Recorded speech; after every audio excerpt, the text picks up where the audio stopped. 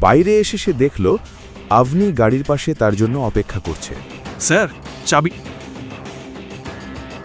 আপনারা যান, আমি আসছি।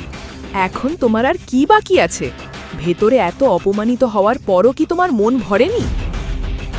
তুমি তো আমাদের এই দামি দোকানে নিয়ে গিয়েছিলে, তাই না? এখন আর কি নতুন বাকি আছে জানি না। মাম, প্লিজ।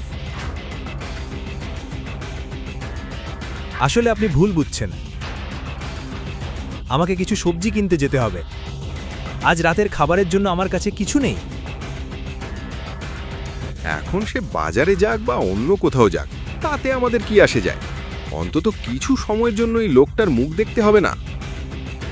ঠিকই বলেছ, চলো যাই।